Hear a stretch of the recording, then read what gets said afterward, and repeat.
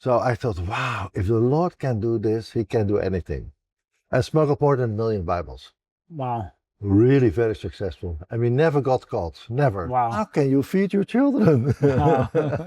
I said, but I'm doing business. I make money. Oh, I thought you only smuggled Bibles. I said, no, it's a business. At last I hired more than 100 women. So we started every morning there with a Bible study. I call it quite often Submarine Christianity. So they go up on Saturday, then on Sunday they go to church, and on Monday they go under again. I know of businessmen in churches, they quite often feel neglected because they are doing business and they always come to the business people for money. And let your children make some failures, who cares? Yeah. That you only get stronger out of that, because you learn from your failures. I'm from the Netherlands. My name is Hans Hamoen, and I'm in business as mission for the last almost 50 years. Wow. Actually, I started business as mission in 1983. I always had own businesses myself, so I'm an original business person, and I worked for a while for Open Doors with Brother Andrew for 2 years as European director, and I came there because I was a Bible smuggler. Wow. Yeah.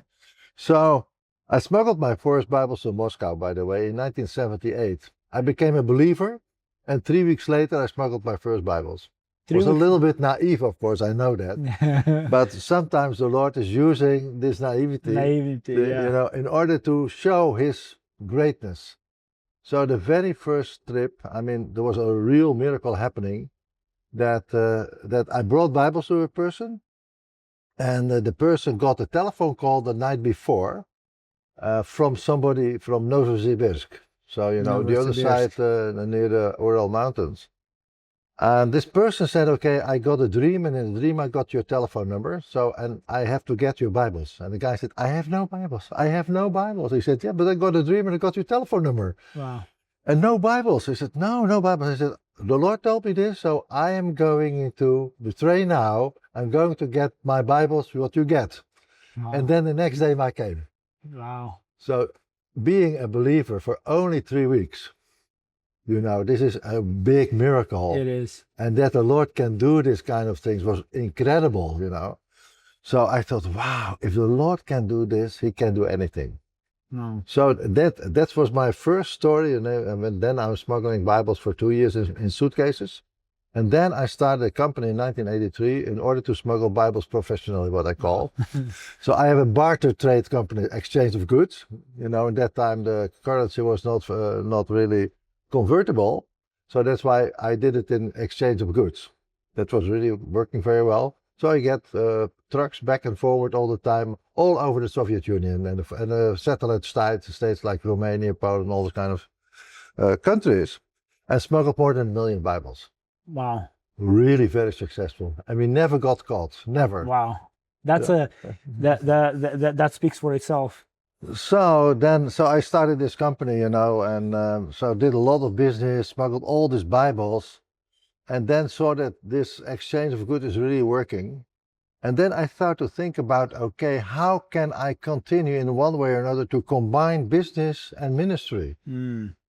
Of course, normally most of the people say business and ministry doesn't go together. Right. So you're either businessman or ministry or whatever. Yeah. And then I found out with this Bible smuggling that ministry and business can go together. Yeah. It was an eye-opener. You almost need that. Yeah, I think it was a real eye-opener. Wow. And then after that, I got a telephone call from somebody in the Philippines. And they said, oh, no, we heard you were smuggling Bibles. Can you help us with a business? I said, yeah, but I'm just a business with Bible smuggling. Yeah, he said, but we have a big church and not too many people have a job.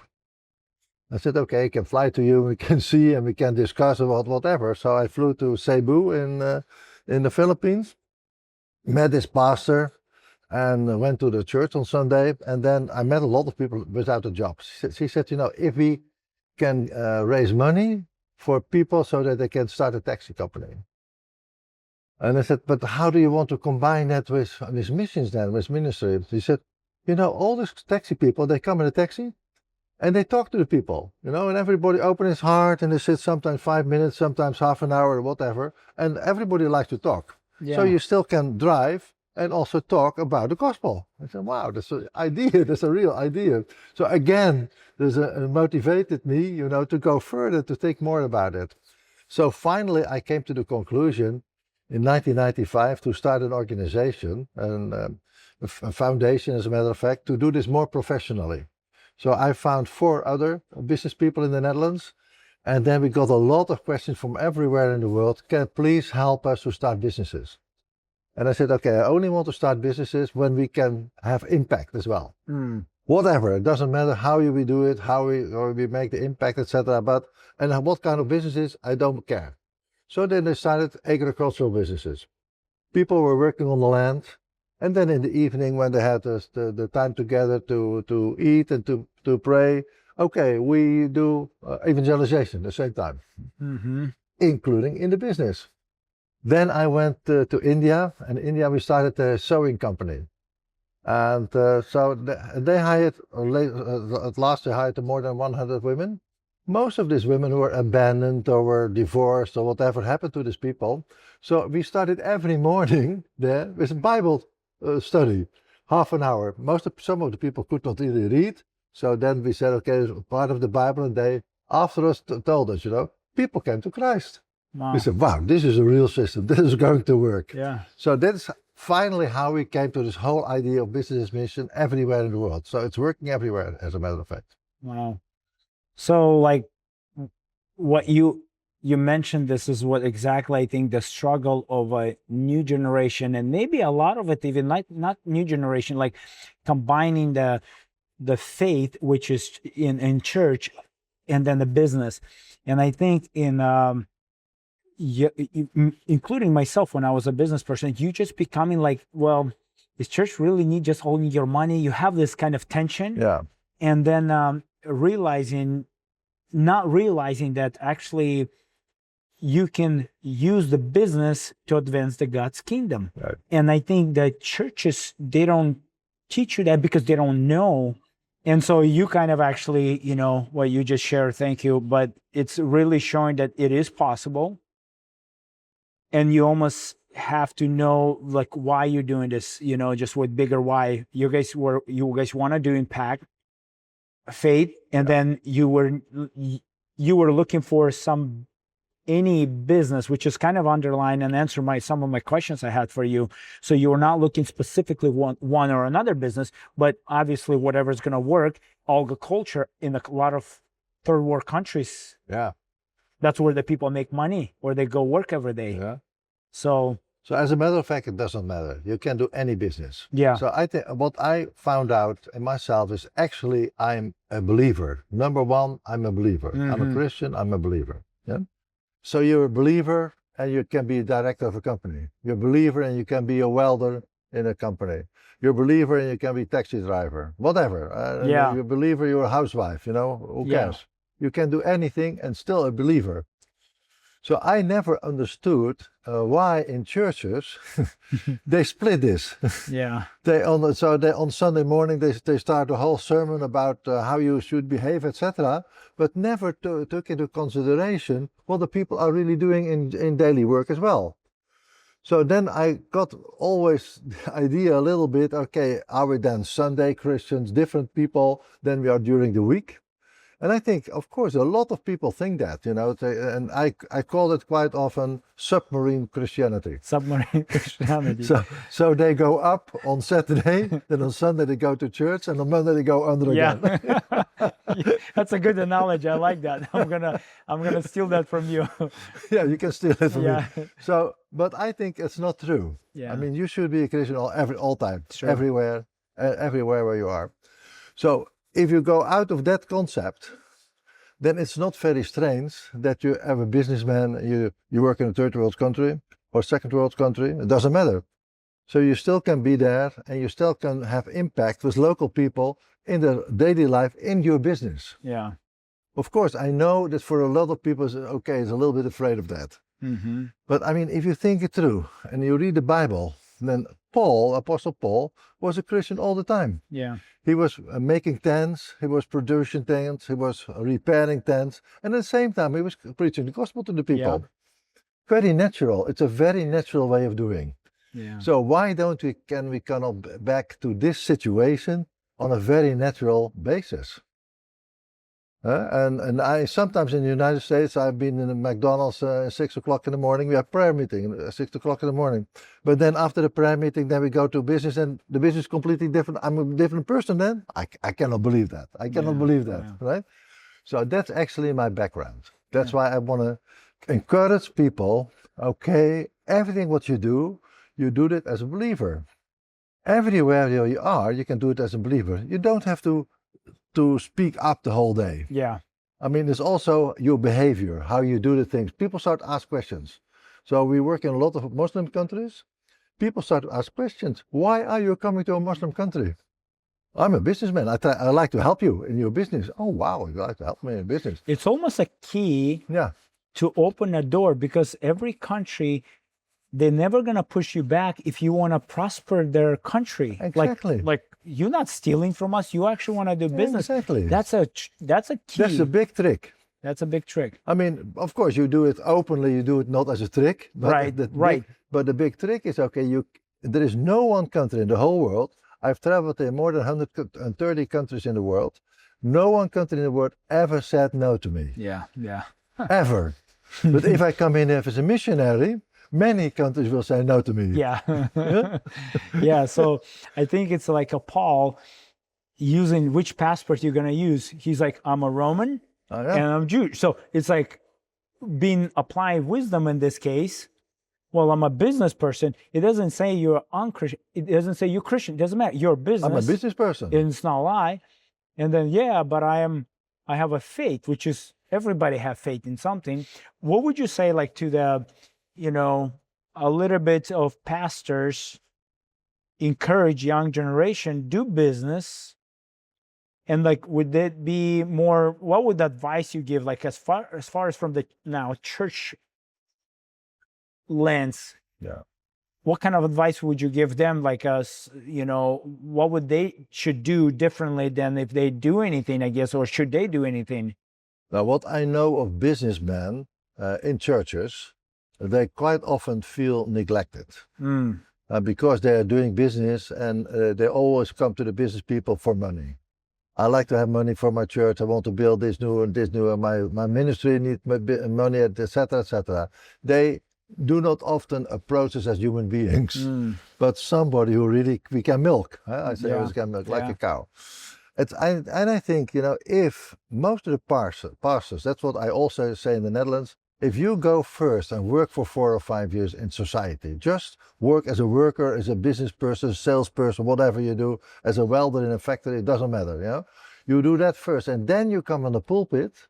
I think it makes you a much better pastor. Because then you know reality of real life, also a reality of business people. Because that's why we sometimes cannot really be connected in the church so much, because of the different approach what they do. But I think if they knew more about how the business is running, I think there will be a much bigger audience for everybody. And I think that also then business as mission in churches will be much more enhanced, I think. Yeah. And what kind of, like, I guess, advice would you give to younger people who actually thinking that business is a dirty business, or maybe it's impossible to actually serve God in the business? And some of the, because of there's not enough stronger teaching, or maybe even not teaching, even examples, like actually that in churches people do business, the very core faith Christian people actually do the business and go to, be in a church. What kind of advice would you give to the younger people? I think for younger people, the whole world is open. And the society is changing all the time, And now we have a young society with really an IT way of working or AI way of working. So there's much more going on everybody than ever before. So that means that you have to be strong, much more stronger also in the churches. And I think the young people, the young generation understand it. I mean, the older generation, most of the older people, they don't understand anymore what's going on in the world. I mean, they're afraid what's going on. But I think every time has its challenges, every time. So we all have been young. So and also in my time there were a lot of challenges when I was really course. young. And nowadays, I mean, they're maybe a little bit different, but in essence they're more or less the same. So I think I will encourage them really to do what they think. I mean, if you have a calling, I mean, everybody has a calling, right? Yes. And God has given everybody gifts and talents for that calling. So you're only happy if you do the calling. Yeah. And a businessman has his calling and somebody else has another calling. So if you know that's your calling and you really want to do something, then I would say, okay, do it. I mean, you can fail. You can make failures. Who cares about the failures? Everybody makes failures. But there's a real strong capacity of young people who can do something in life. I'm working actually only with young people. Oh yeah. Yeah. That's really good. So we live close to a university in the Netherlands. As an agricultural university is quite famous in the world.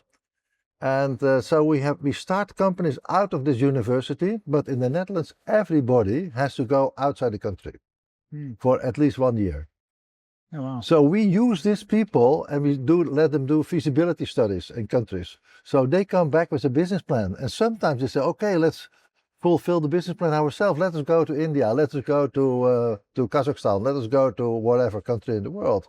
And that's how a lot of these people get involved also in business mission. Because the younger generation, they have a lot of knowledge, and also have a lot of pushing power, and they can do it. True. And I mean, if you let them go, it's really good for them.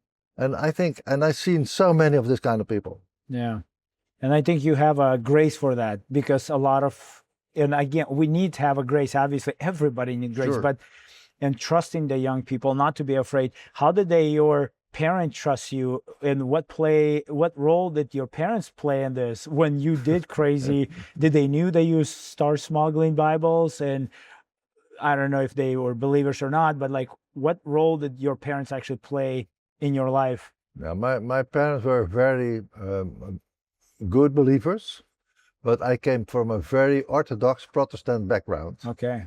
And in that Protestant background, they believe that God has to do everything, and the human beings can do nothing. So when I started to smuggle Bibles, then my mother said to me, if the Lord wants us Bibles in Siberia, he doesn't need you, he can do it himself. That's a classic answer. That's a classic answer. Protect the son, not to get in trouble. So I said, but I'm still going to do it. And finally, I think my parents start to understand it.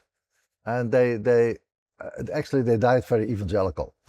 Yeah, so they really started to think, okay, this is, when they saw me happening, saw this kind of things happening, and also heard about miracles where the Lord is doing, then they really start to think, okay, this maybe, in the beginning they think, it's a little bit strange, it's a little bit weird, but later on they start to think, it's maybe not so bad.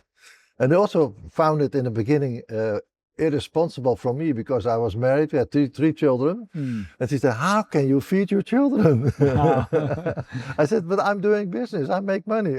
Oh, I thought you only smuggled Bibles. I said, no, it's a business. So the people didn't understand, my parents didn't understand exactly.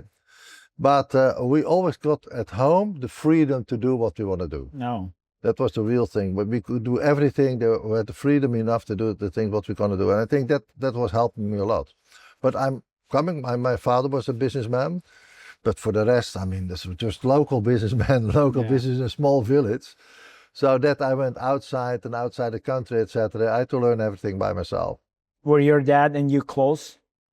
And Yeah, where were you guys the closest? Like at what level? Like when you got married or you got in business? Yeah. My father was just encouraging always me. Okay. He didn't know what I was doing actually by the end of the day. I mean, when I was talking about my type of business, what I was doing, exchange of goods, nobody had any idea about that. But he said, okay, if you do it and you like it, it's okay. And he liked traveling. Yeah. so he was quite often with me, and he was really.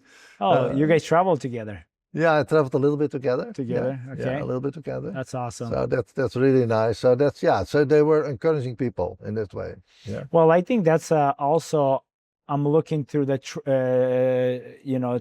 thread. what role the parents, because we talk about the church, but what role, and the key point for me, that your parents encourage you. Sure, they don't understand, but they're not going to understand. We're not going to understand our young kids, No. but we need to encourage us not to stop. So I think the key, get away from that, is actually, if people, young people starting the business, it's not easy, and somebody tell you, no, you're going to fail, or this, you already have a struggle to think that you yourself sometimes thinking like you're going to fail. Of course. And then somebody else supporting that idea is like, you will, of course. Horizon of every generation is short. So we cannot see further than we can see. But the horizon of younger people is further away. Yeah, I think in my time, I mean, I still know the first cell phone. I still have the same cell phone number as the first one I still had all the time. Wow. Since 1991. So if you imagine what happened from 1991 till today.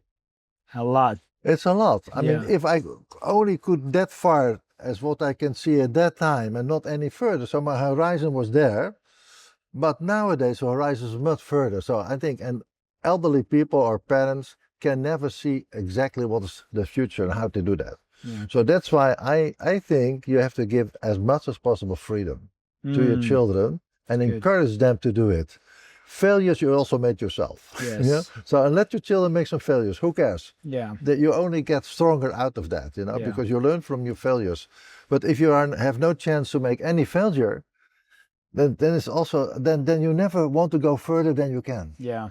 And I think in the kingdom of God is never the same. I mean, the Holy Spirit is going all the time further. I mean, Paul did not know that he was coming to Rome when he became a believer. Yeah. And finally, when he came to Rome, nobody knew exactly what was happening with him, if he was crucified, or what happened with him as well. But in the meantime, he encouraged all the people and the young people, okay, don't look at me, I'm here, and I'm a prisoner, but you are free, so you go further. So I think that is something what the Bible teaches me, go further, because the Holy Spirit is going further every day. And God is not old-fashioned. Yeah. Yeah, no, It's that's very good. And is there any principle that you live by? Like maybe it's a highlight for you that you apply, I don't know, home, business, just any. No, I'm an entrepreneur. I'm an entrepreneur, and being an entrepreneur is sometimes struggling, because getting older, you're still entrepreneur. So if I travel somewhere, I still come back with 10 ideas. Yeah. You can't stop and cannot help yourself. My wife tells me, don't start a new company anymore. It's enough. It's enough. It's enough. I love it. And I love it. And one more thing. It sounds like you have a partnerships, right? Like with all those things. So would you advise people, and why would you advise people to enter the partnerships? Now, world partners, we call it world partners. So it's a loose partnership. Of course, we have foundations, we have, directors in the foundation, so you should have that. But for the rest, I think as long as we bring forth a couple of people who, through world partners or together with world partners, can start companies wherever in the world to do business as mission or to have impact, and whether after that they stay with world partners or not, I don't care. For me, the main important point is that it will happen, that people will come and know Jesus through business or to whatever reason. And nowadays, business is much more important, because many countries in the world are closed for missionaries. It's hard to get visa, or they close because of all kinds of other reasons, or for money. What is money coming in? And if you have no good reason to get money in a country, they deny it, or they talk about money laundering and all these kind of things. But if you do business, you always can come in with money. You can always invest. There's no country in the world who tells you not to invest. No one. And there's no country in the world, even if they persecute all their own people. And I said, okay, I start a business and I have 100 people working tomorrow, they're happy with me, because then there's 100 people less for them to take care of. So they always are happy with you. And I think take that advantage, and then if together with the gospel, you can put in everything. Yeah. Well, I love it. And we got your book yesterday. Thank you for you sign it for me, and I want to put your resources out there for the young people Yeah. who's in business, and I want to encourage and challenge at both the young people, or it doesn't matter you're in business, that you always can turn your business into impact. Right. And I call it bigger why, because if we just want to enrich ourselves, that's a small why. That's yeah. In the bigger why, the small why always there. You're gonna enrich yourself anyway, so you're gonna have the bills to pay. So I love that. So we're gonna put your resources and just your info. I want to give people because what I love about it, how you were not looking to start a business abroad. You got touch your heart, and you were just crazy. You're doing something that is what probably normal person won't do. And then from there you have something, and that's another takeaway for me just talking to you, that some people, like, they just really searching for ideas. You better start doing something. Whatever you do, the door will be open, presented itself, your ideas kicks in, people meet. It's just so I love that. So I learned when I just became a believer that you are a ship, and a ship, if that is is not moving, you can use the rudder as what you want, and nothing will happen. There's only something will happen in the moment you're going somewhere, and then you can change it. So, and that's also, I think, what the Lord is doing. You have to move yourself, and then the Holy Spirit will guide you to new places, or will open your eyes for something new, or something what you can do. And whether you do that in your own country where you live, or you do it somewhere else in another country, it doesn't matter. Right.